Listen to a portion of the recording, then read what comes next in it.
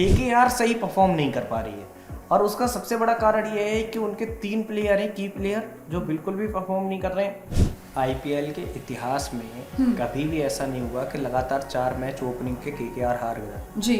और उस कई करोड़ के ओवर पे जब सामने से वैभव सूर्यवंशी जैसा 15 साल का बच्चा छक्का मार देता है बिल्कुल। तो आप सोचिए कि मैनेजमेंट पे क्या गुजरती होगी। केकेआर की हार की वजह उनके बल्लेबाज हैं और दूसरे कैमरन ग्रीन है, बल्लेबाजी एकदम खराब। जमाना हुआ करता था जब गौतम गंभीर कोच थे, केकेआर को 6 सिटिंग मशीन माना जाता। बिल्कुल। अगर इन्होंने सुनील नरेन को पिछले 4-5 मैचों में ओपनिंग भेज दिया तो 10 छक्के तो उन्होंने मार दिए। आराम से। नमस्कार, मैं दीपाली, आप देख रहे हैं एच1 का डिजिटल प्लेटफॉर्म और आपके अपने फेवरेट शो पिच पे पंगा में आप सभी व्यूअर्स का बहुत बहुत स्वागत है। तो आज के इस खास एपिसोड में हम बात करेंगे कल के मैच को लेकर जो हुआ था सीएसके और केकेआर को लेकर, और सीएसके की स्ट्रैटेजी कल क्या कुछ रही, किस तरीके से उसने मैच जीता, केकेआर की कमी कहां रही, इसको लेकर भी बातचीत करेंगे। लेकिन आज का जो मैच है वो होने वाला है लखनऊ और बेंगलुरु के बीच में। तो आज का मैच कितना जबरदस्त होगा, दोनों टीम्स किस तरीके से तैयारी करके आई है, क्या कुछ स्ट्रैटेजी रहेगी, इसको लेकर आज हम बातचीत करने वाले हैं। उसको लेकर हमारे साथ खास एक्सपर्ट जुड़ गए हैं। दिव्यांशु, बहुत बहुत स्वागत है आपका। शुभम, आपको भी बहुत बहुत स्वागत है। तो सबसे पहले शुभम, मैं आपसे शुरू करना चाहूंगी, कल का मैच कैसा लगा आपको, केकेआर वर्सेस सीएसके? देखिए, कल का मैच जो था, चेन्नई का performance up to the mark तो नहीं था, बट पहले से सुधार था। बैटिंग में हालांकि नहीं चल रहे हैं ऋतुराज गायकवाड़, ये कंसर्न है, पर उनके आउट होते ही आयुष महात्रे आते हैं और उन्होंने ताबड़तोड़ इनिंग खेली। उनके और संजू के परफॉर्मेंस की वजह से, हालांकि कार्तिक त्यागी की एक बहुत अच्छी फास्ट डिलीवरी पर संजू आउट हुए, लेकिन तब तक टीम संभल चुकी थी और उसको कैरी करते हुए टीम 192 तक पहुंची। जी। अब प्रॉब्लम यह है कि केकेआर सही परफॉर्म नहीं कर पा रही है और उसका सबसे बड़ा कारण यह है कि उनके 3 प्लेयर हैं की प्लेयर जो बिल्कुल भी परफॉर्म नहीं कर रहे हैं। पहला तो है उनका रिंकू सिंह। रिंकू सिंह पे बहुत बड़ा इन्वेस्टमेंट किया है और बिल्कुल भी रिटर्न नहीं दे पा रहे हैं। उन्होंने 12 करोड़ उनकी फीस है और 12 गेंद खेल के 6 रन बनाए, जो बहुत ज्यादा खराब है जी। उनको इंडियन टीम में धोनी के बाद एज ए फिनिशर का रोल दिया जा रहा था और इस समय आप समझ लीजिए कि वो केकेआर के लिए भी फिनिश नहीं कर पा रहे हैं। फिर उसके बाद रमनदीप और रोमन पावल, ये दोनों पिछले कई सीजन अच्छा करते आए, तो रमनदीप भी नहीं कल अच्छे खेल पाए और रोमन पावल भी। हालांकि रोमन पावल तगड़े हिटर है, बट चेन्नई ने वाइड यॉर्कर्स का बहुत अच्छा एग्जीक्यूशन किया और उसकी वजह से केकेआर को मैच गंवाना पड़ा। और मुझे लगता है कि चेन्नई धीमे धीमे पटरी पे आ सकती है अगर इस तरीके से खेलेगी। बिल्कुल। दिव्यांशु, आप क्या कहेंगे? मुझे लगता है कि जिस तरीके से केकेआर की कल बल्लेबाजी रही, बल्लेबाजी में काम करना होगा। हालांकि एक निर्णय जो लिया गया जिसकी हम चर्चा कर रहे थे हर एक मुकाबले में केकेआर के, कि नारायण को ओपनिंग कराई और कल वो हुआ, और मुझे लगता है आने वाले मुकाबले में ये जो पार्टनरशिप है, ये जो ओपनिंग साझेदारी अच्छी होगी फिन एलन और नारायण की। लेकिन उसके बाद अगर हम देखें, रहाणे आते हैं, रघुवंशी आते हैं और रिंकू सिंह आते हैं, तीनों ही खिलाड़ी फ्लॉप चल रहे हैं। रन जब बनाते हैं तो स्ट्राइक रेट नहीं रहता, 127, 140, 120, और कल रिंकू का 50 का था। तो इस तरीके का परफॉर्मेंस रहा तो आने वाले मुकाबले में बहुत समस्या पैदा होने वाली है। तो मुझे लगता है उनको चेंजेस करने चाहिए। ये जो खिलाड़ी बैक टू बैक तीनों आते हैं, इनके बीच में किसी और खिलाड़ी को आपको जगह बनानी पड़ेगी और इनमें से किसी एक को बेंच पे बैठाना पड़ेगा।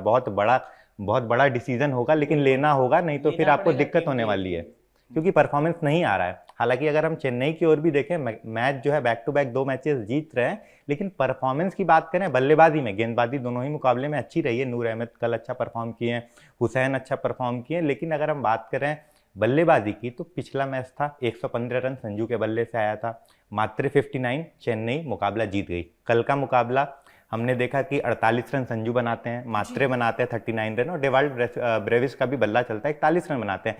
टीम मुकाबला जीत गई।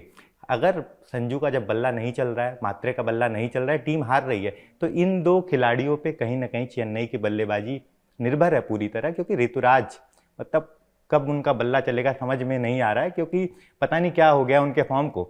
बिल्कुल। तो जिस तरीके से ऋतुराज का फॉर्म है, उनको कहीं ना कहीं काम करना होगा। कल जो है 6 गेंद पे 7 रन, थाला फॉर अ रीजन, 7 रन बना रहे हैं वो। तो ऐसे इस तरीके के फॉर्म से कहीं ना कहीं समस्या पैदा होने वाली है। और कल जैसा आप बता भी रहे थे, मुझे लग रहा है कि आने वाले मुकाबले पे उनके कप्तानी पे सवाल होंगे और संजू बन सकते हैं कप्तान, क्योंकि वो उस तरीके की पारी खेल रहे हैं और अच्छा परफॉर्म कर रहे हैं, पीछे से लगातार सपोर्ट भी करते हैं। अच्छा, एक चीज और मैं चेन्नई के मैनेजमेंट की दाद देना चाहूंगा। कल मैन ऑफ द मैच मिला नूर अहमद को जी। शुरुआत के 3 मैचों में नूर अहमद की जम के पिटाई हुई है, बट उन्होंने अपने खिलाड़ी को बैक किया और उन्होंने मैच विनिंग परफॉर्मेंस निकाल के दी। ये एक होता है कि माइंडसेट कैसा है। ऐसा नहीं उनके पास दूसरे स्पिनर नहीं है, बट फिर भी उन्होंने नूर अहमद को बैक किया और नूर अहमद ने मैच जिता के दी। और बिल्कुल कहीं ना कहीं एक विनिंग मूवमेंट भी कहीं ना कहीं यहाँ पर आया। लेकिन सबसे शॉकिंग बात यहाँ पर शिवम ये है कि कोलकाता नाइट राइडर्स अपना खाता तक नहीं खोल पाई अभी तक। इतने सारे मैचेस हो गए, इतने मौका मिला, क्या लगता है इन फ्यूचर क्या हो सकता है, पॉसिबिलिटी क्या लग रही है? क्योंकि स्ट्रैटेजी में तो कहीं ना कहीं अब बदलाव की जरूरत है। आईपीएल के इतिहास में कभी भी ऐसा नहीं हुआ कि लगातार 4 मैच ओपनिंग के केकेआर हार गया जी। ये फर्स्ट टाइम हुआ है। मुझे लगता है कि केकेआर मैनेजमेंट को और सभी को ये चीज़ ध्यान देनी होगी कि ये पुराना पैटर्न नहीं है कि आप 180 बनाओगे और मैच जीत जाओगे। अब स्कोरबोर्ड 225 क्रॉस कर चुका है। 200 पे आपकी 50-50 फाइट रहती है। अगर आप 225 बनाओगे तभी आप विनिंग टोटल की तरफ हो। और मतलब ऐसे समझ लीजिए सामने वाली टीमें अगर हैदराबाद है, पंजाब है, तो वो 225 भी आराम से चेज कर ले रहे। तो यहाँ से दीपाली आप समझ सकते हैं कि क्रिकेट बदल चुका है और केकेआर अभी पुराने फॉर्मेट पे ही चल रहा है। एक चीज और है, मैं आपको बता दूं कि आंद्रे रसेल उनके ऐसे की प्लेयर हैं जिनको पूरी दुनिया भर की लीग्स खिलाती हैं मतलब एज ए मेंटर या कोच नहीं, एज ए प्लेयर। वो सभी जगह ऑक्शन में जाते हैं और उन पर तगड़ी बोली लगती है, पैसे कमाते हैं। इंडिया में क्या था कि अगर आंद्रे रसेल ऑक्शन में जाते तो उनको एक हाई अमाउंट पे दूसरी टीमें खरीदती। कोई भी टीम उनको अपनी टीम में शामिल करना चाहिए अपनी भीड़ में। आंद्रे रसेल को केकेआर ने बेंच पे बिठा दिया, उनके रिप्लेसमेंट में लेके आए कैमरून ग्रीन को। कैमरून ग्रीन ने कल भी अंडा दे दिया है ना। तो अब ऐसी स्थिति है कि आपने एक ऑलराउंडर के रिप्लेसमेंट में एक 25 करोड़ के ऑलराउंडर को लिया जो ना तो गेंदबाजी कर पा रहा है ना बल्लेबाजी कर पा रहा है। तो ऐसी स्थिति टीम सोच रही थी कि सोने का अंडा देंगे वो। अब वो 4 रुपए वाला अंडा भी नहीं है, 8 रुपए छोड़। मतलब एक्सपेक्ट कुछ और किया गया था लेकिन हुआ कुछ और। बिल्कुल। अब जब उनकी एक एक गेंद 25 करोड़ के हिसाब से देखिए, उन्होंने अब तक 25 ओवर भी नहीं फेंके। बिल्कुल। तो उनका एक एक ओवर कई करोड़ का है। और उस कई करोड़ के ओवर पे जब सामने से वैभव सूर्यवंशी जैसा 15 साल का बच्चा छक्का मार देता है, बिल्कुल, तो आप सोचिए कि मैनेजमेंट पे क्या गुजरती होगी। अब प्रॉब्लम ये है कि ये 3 खिलाड़ी हो गए, रिंकू सिंह हो गए, रमन पावल हो गए, कैमरून ग्रीन हो गए, ये परफॉर्म नहीं कर रहे। ये बहुत ज्यादा केकेआर को खल रहा है, बहुत ज्यादा, मतलब बहुत ज्यादा। तो इनका कोई रिप्लेसमेंट पॉसिबल है? रिप्लेसमेंट ऑब्वियसली है उनके पास। तो फिर उन्हें क्यों नहीं चांस दिया जाता है? क्योंकि बड़े नाम है।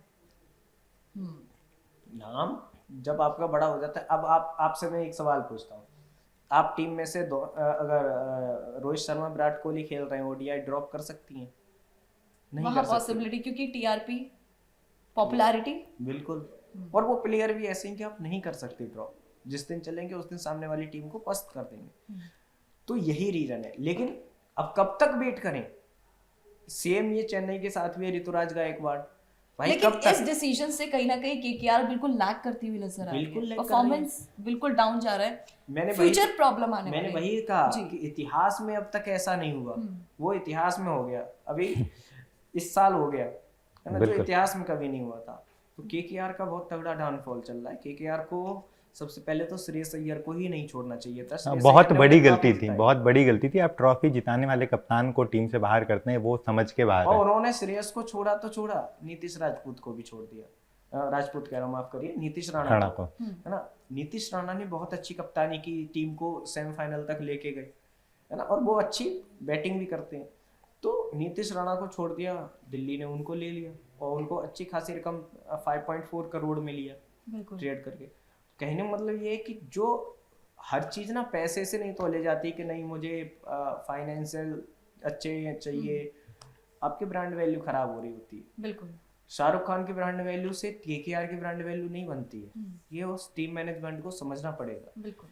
केकेआर की ब्रांड वैल्यू बनती थी किस तरीके से श्रेयस अय्यर परफॉर्म कर रहे हैं, गौतम गंभीर कैसे कोचिंग दे रहे हैं, आंद्रे रसल कैसी बैटिंग कर रहे हैं, सुनील नरेन जो कि केकेआर की फाउंडर थे, मतलब एक तरीके से फाउंडिंग पर्सन थे और आज भी केकेआर के लिए कंसिस्टेंट परफॉर्मर है, 2022 से लगातार ओपनिंग कर रहे थे जी। ये वो चीज है, इन्होंने केकेआर की फैन फॉलोइंग बनाई। अब आप उन्हीं लोगों पे दाव नहीं लगाना चाहते तो ये एक बैड स्ट्रेटेजी है, इससे ज्यादा कुछ नहीं। बिल्कुल, सिलेक्शन पैटर्न कहीं ना कहीं बहुत खराब रहा है इस सीजन में अगर देखा जाए कि बिल्कुल, मुझे लगता है सिलेक्शन पैटर्न के हिसाब से तो देखें, लेकिन साथ ही साथ अगर कल के मुकाबले पे नजर डालें तो मुझे लगता है कि केकेआर की हार की वजह उनके बल्लेबाज हैं और दूसरे कैमरन ग्रीन है। बल्लेबाजी एकदम खराब और गेंदबाजी बहुत अच्छी हुई है। गेंदबाजी पे मैं कहूँगा कि 1% भी कोई गलती नहीं है। बात करें अनुकूल की गेंदबाजी की 7-8 का उनका रन रेट था, सुनील का 4-5 का था, वरुण का 6-7 का था, कार्तिक की बात करें उनका भी ऐसा ही कुछ था। तो जिस तरीके से, लेकिन कैमरन ग्रीन का 13 का था। बाकी बल्लेबाज अपना काम कर गए, वो रन ही नहीं बना पा रहे हैं। तो कहीं ना कहीं गेंदबाजी जिसमें हम बात करते थे कि कोलकाता की गेंदबाजी अच्छी नहीं है, टीम में आकाशदीप इंजर्ड थे, टीम में नहीं है अभी वो, एक और खिलाड़ी हैं वो भी इंजर्ड थे। तो बात ऐसी हो रही थी कि गेंदबाजी भी है, लेकिन गेंदबाज अपना काम कर रहे हैं। सुनील नारायण गेंदबाजी से भी काम कर रहे हैं, बल्लेबाजी में भी योगदान दें, बिल्कुल। और गेंदबाज अपना काम कर रहे हैं। 193 पे रोकना बड़ी बात है, बहुत छोटा सा स्कोर है, वहां पे आप आसानी से वो चेस कर सकते हैं। लेकिन जिस तरीके से आपकी बल्लेबाजी रही, बहुत ही खराब, मैं तो कहूंगा इतनी अच्छी बल्लेबाजी लाइनअप के साथ आप इतना खराब परफॉर्मेंस करते हैं। एक चीज और बता दूं, एक जमाना हुआ करता था जब गौतम गंभीर कोच थे, केकेआर को 6 सिटिंग मशीन माना जाता। बिल्कुल। आज की टाइम में 10 छक्के नहीं लगा पाई ये टीम, समझ रहे हो आप? ये ऐसा रिकॉर्ड है एक, मतलब शर्मनाक वाला। हम एक्सपेक्ट कर रहे थे कि शायद चेन्नई सुपर किंग्स और का ऐसा रिकॉर्ड हो सकता था। मैं आपको एक चीज बताता हूँ, अगर इन्होंने सुनील नरेन को पिछले 4-5 मैचों में ओपनिंग भेज दिया तो 10 छक्के तो उन्होंने मार दिए। आराम से, और 1-2 मुकाबले भी शायद जिता दिए होते। ये सच है, वो मैनेजमेंट डिसीजन मेकिंग सही नहीं रही। और वो कल अपना काम करके गए, उनका काम ही यही है, जितना रन बनाएंगे वो गेंद नहीं वेस्ट करेंगे कि आपकी 12 गेंद खेल के 6 रन बनाएंगे। 8-9 नंबर तक बैटिंग थी, क्योंकि सुनील नारायण ओपनिंग में आके आपको अच्छा स्टार्ट देके चले। बिल्कुल, और वो देंगे आने वाले होने के बाद भी। बिल्कुल। और अभी तक ऐसा लग रहा था कि शायद चेन्नई सुपर किंग्स कहीं ना कहीं लैग करेगी, लेकिन उन्होंने कहीं ना कहीं अपनी स्ट्रैटेजी में बदलाव किया और 2 मैच अब जीत गई है। लग रहा है कि अब आगे कंसिस्टेंसी उनकी कहीं ना कहीं बनी रहेगी। केकेआर की अगर मैं बात करूं, सोशल मीडिया पर बहुत ट्रोलिंग होती है, तो केकेआर को लेकर किस तरह की ट्रोलिंग की जा रही है? शाहरुख खान के मीम वायरल हो रहे थे, अप्लाई इमोजी से लेके बहुत सारे, हाँ, कि ये है किंग खान की टीम। बिल्कुल। और देखिए, मैं ट्रोलिंग के पक्ष में नहीं हूँ, लेकिन प्रॉब्लम ये है लोगों की परफॉर्मेंस, कि जब आप परफॉर्मेंस नहीं दोगे तो कोई भी आपको ट्रोल करेगा। मेरी परफॉर्मेंस अच्छी नहीं होगी चैनल में, लोग मुझे गालियां देंगे, मुझे ट्रोल करेंगे, बिल्कुल है ना, मेरे बॉस भी मुझे ट्रोल करेंगे, कोई भी करेगा।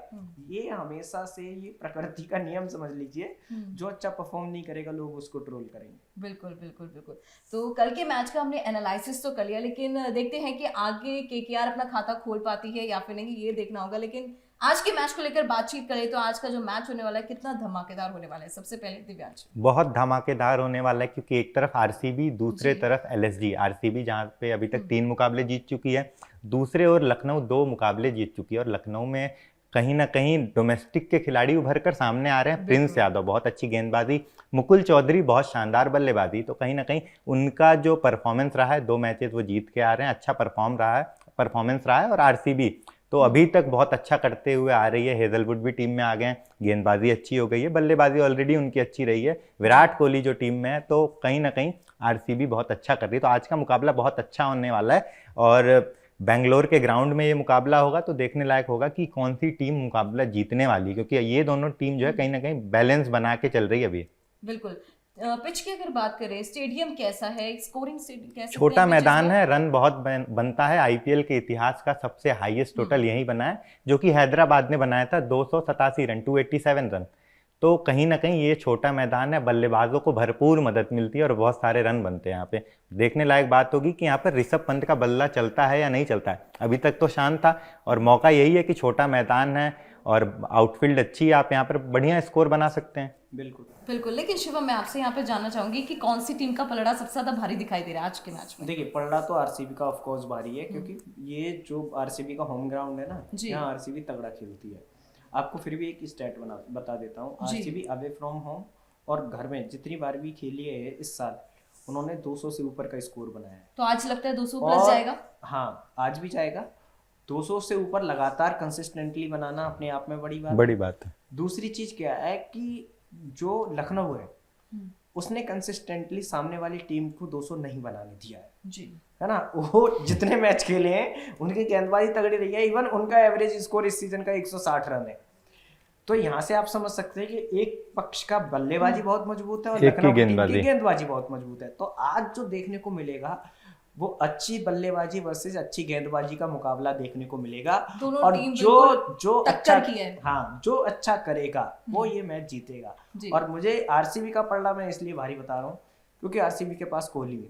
बिल्कुल, वो बंदा जब पिच पे खड़ा होता है ना तो पंगा तो होता ही है, लेकिन साथ में वो अपने साथ वालों का माइंडसेट चेंज करता है। हवा का रुख बदल जाता है। उसको पता है कि इस समय मैच में क्या करने की जरूरत है ना। तो वो जो इतना 18-20 साल का एक्सपीरियंस है वो एक ग्राउंड पे होना ही अपने आप में बड़ी बात होती है। तो उसको पता है कि वो अपनी इंस्टिंक्ट्स को कैसे कंट्रोल करना है और कैसे मैच जीतना है। अब तक के मैचेज में 4 मैच हुए हैं आरसीबी के और 4 के 4 मैचेज में विराट कोहली का बल्ला चला है। बिल्कुल, शुरुआत में आके चाहे उन्होंने वो 150 के स्पीड से रन बनाए हो, लेकिन उनके इर्द गिर्द बैट्समैन तगड़ा स्कोर करते हैं और टीम 200 के ऊपर जा रही है कंसिस्टेंटली। बिल्कुल। तो आज भी देखना होगा कि कोहली कैसे बैटिंग करते हैं, रजत पाटीदार कैसे बैटिंग करते हैं, दूसरे लोग कैसे बैटिंग करते हैं। बिल्कुल। विराट कोहली और फिल सॉल्ट का कॉम्बिनेशन को कैसे देखते हैं आप? बहुत अच्छा कॉम्बिनेशन रहा है। हमने देखा अच्छी पार्टनरशिप भी करते आए हैं और यही रीजन रहा है कि टीम जीत रही है। मुकाबले 3 मुकाबले जीत के आए हैं। दूसरी ओर अगर हम बात करें तो एडन मार्करम का बल्ला नहीं चल रहा है, ऋषभ पंत का बल्ला नहीं चल रहा है। सबसे तगड़े खिलाड़ी जिन पर बहुत सारी उम्मीदें थी, निकोलस पूरन, उनका बल्ला नहीं चल रहा है। तो बल्लेबाजी में बहुत पीछे है और अच्छे बल्लेबाज है, लेकिन परफॉर्म नहीं कर रही है लखनऊ की टीम। तो उनको बल्लेबाजी में ध्यान देना होगा। हर बार मुकुल चौधरी पर आप डिपेंडेंट नहीं हो सकते। हर बार आप ये नहीं सोच सकते हैं कि आपकी गेंदबाजी अच्छी हो और निचले क्रम के बल्लेबाज आप आकर मदद करें और मैच जिता दें। हालांकि गेंदबाजी बहुत ज़बरदस्त है। शमी की जिस तरीके की गेंदबाजी रह रही है, 3 की इकनॉमी थी एक मुकाबले में, उनकी विकेट भी चटका रहे हैं प्रिंस यादव। और मुझे तो लग रहा है आज के मुकाबले में शायद मयंक यादव की जगह बने। आरसीबी के खिलाफ वो बहुत अच्छा हाँ, और इस ग्राउंड में उन्होंने 3 विकेट चटकाया था, लीड करके खिलाड़ियों को आउट किया इतना फास्ट। हाँ, तो हो सकता है कि आवेश खान को आज बैठा दे बेंच पे या प्रिंस यादव को भी बैठा सकते हैं। हालांकि प्रिंस यादव का परफॉर्मेंस बहुत अच्छा रहा। आवेश को मुझे लगता है बिठाएंगे क्योंकि आवेश को मार पड़ी है। मौका देना चाहिए एक बार खिलाड़ी को, क्योंकि इस ग्राउंड में उनका स्टैट बहुत अच्छा है। बिल्कुल बिल्कुल बिल्कुल। कहीं ना कहीं कह सकते हैं कि ऋषभ पंत की जो कैप्टनसी उसमें टीम जो है अब अच्छा और परफॉर्म कर ही रही है, ग्रो कर ही रही है, नो डाउट इसमें। देखिए, ऋषभ पंत की कप्तानी पे कोई सवाल नहीं करता है खड़ा। प्रॉब्लम ये होती है कि ऋषभ पंत की बैटिंग नहीं चल रही है जैसी चल रही है, इसलिए मैंने आपसे सवाल किया। हाँ, ऋषभ पंत की जो ऋषभ पंत है वो तब नजर आती है जब वो रिवर्स स्वीप पे फास्ट बॉलर को 6 मारते हैं। वो बाहर निकल के जब कवर के ऊपर से खेलते हैं, वो पॉइंट बाउंड्री पे 6 लगाते हैं, वो मिड विकेट के ऊपर मारते हैं तो मैदान के बाहर गेंद जाती। वो नहीं दिख रहा है ऋषभ पंत। वो दिखना जरूरी है।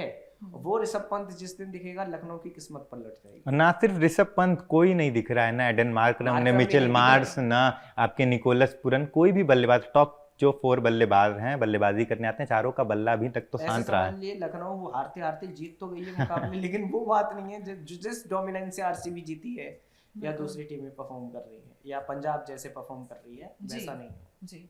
एक्स फैक्टर कौन हो सकता है? एक आखिरी सवाल आप दोनों से। एक्स फैक्टर, अगर मुझे लगता है कि मैं चाहूंगा कि आज जो है मयंक यादव टीम में हो, क्योंकि उनका स्टैट इस ग्राउंड पे अच्छा है और वो आते हैं तो मुझे लगता है हो सकता है एक्स फैक्टर बने।